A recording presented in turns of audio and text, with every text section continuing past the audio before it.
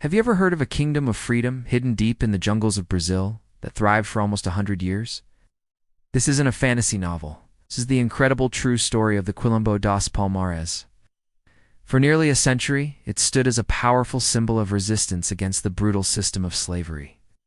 Today, we're journeying back in time to uncover the rise and fall of this legendary sanctuary. To understand Palmares, we first have to understand its origin, the dark heart of colonial Brazil. From the 16th century onwards, the Portuguese Empire built a vast and profitable sugar economy. But this sweet enterprise had a bitter foundation, the forced labor of millions of Africans. Kidnapped from their homes and shipped across the Atlantic under horrific conditions, life on the sugar plantations, or engenhos, was a nightmare of endless, back-breaking work, brutal punishments, and a complete denial of basic humanity. But the human spirit is not so easily crushed.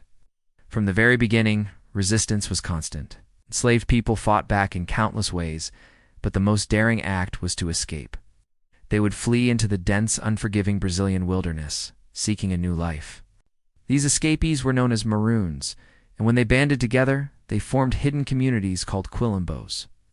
These were more than just hideouts. They were beacons of freedom, new societies built on African traditions and a shared dream of liberation. And the greatest of all these Quilombos was Palmares. Its name came from the numerous palm trees in the region, a lush mountainous area in what is now the state of Alagoas in northeastern Brazil. Founded around 1605, Palmares wasn't a single village, but a complex, sprawling confederation of many settlements called mocambos. The largest and most important of these was its capital, Macaco. Think of it less as a simple village and more as a fortified city-state. Life inside Palmares was a remarkable fusion of different African cultures. People from various ethnic groups, like the Bantu from Angola, came together, blending their languages, spiritual beliefs, and social structures. They created a self-sufficient society, farming maize, beans, and cassava. They were skilled artisans, creating pottery, tools, and weapons. Palmares wasn't just a refuge. It was a functioning nation with its own political and military structure, had a complex system of governance, led by a king or chief, the most famous of whom we'll meet shortly. It was a place where former slaves could be kings, soldiers, farmers, and free citizens. For much of the 17th century, Palmares grew in power and population. At its peak, it's estimated that as many as 20,000 to 30,000 people lived there. Its warriors were legendary, employing sophisticated guerrilla warfare tactics learned from their African homelands. They used the jungle to their advantage, launching surprise raids on nearby plantations to free other enslaved people and to secure supplies, weapons, and tools. To the Portuguese colonists, Palmares was a constant threat, a symbol of defiance that inspired other enslaved people and disrupted their entire economic system. The Dutch, who occupied parts of Brazil from 1630 to 1654, also tried to conquer Palmares, but they too failed. The Quilombos' warriors were simply too skilled, and their fortress-like settlements too well defended. During this period, Palmares enjoyed a relative period of peace and expansion, solidifying its status as an unconquerable Black Troy, as one Portuguese writer called it. The golden age of Palmares is forever linked to its most legendary leader, Zumbi.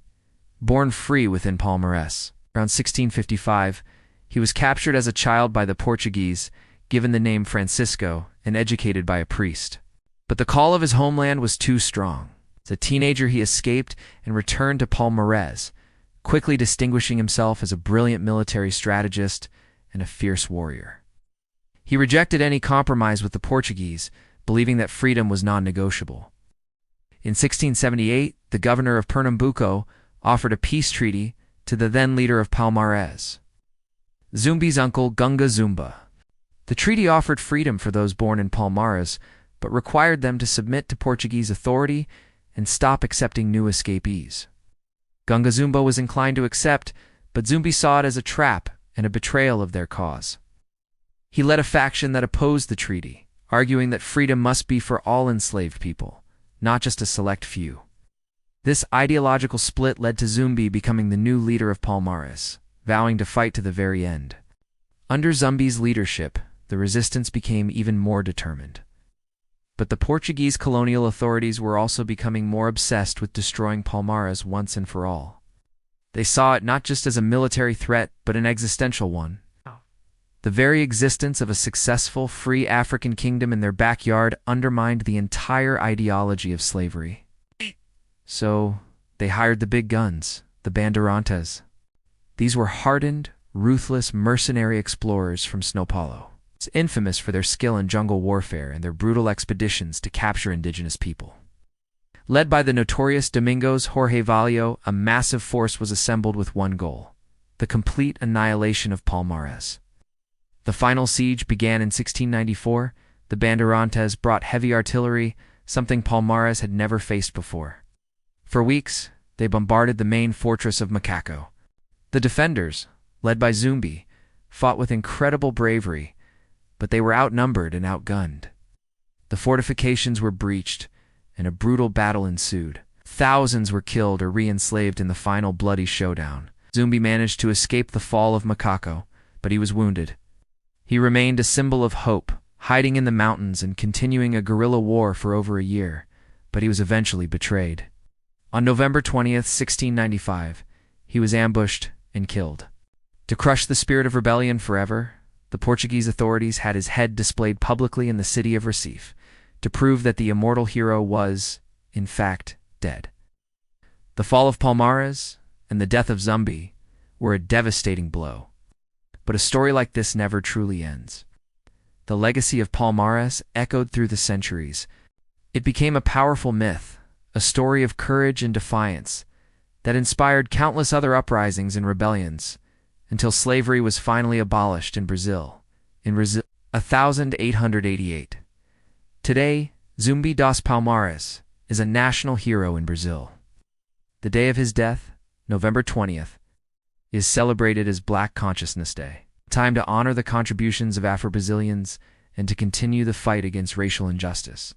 The site of Palmares is now a protected historical park, a memorial to this incredible kingdom of freedom. The story of Palmares is a crucial reminder that history is not just written by the victors. It's also written in the struggles, the dreams, and the resistance of those who dared to fight for their freedom against impossible odds. They may have lost the battle, but their legacy won the war for memory and inspiration. If you found this story as powerful as I do, please hit that like button, subscribe for more hidden histories, and share your thoughts in the comments below.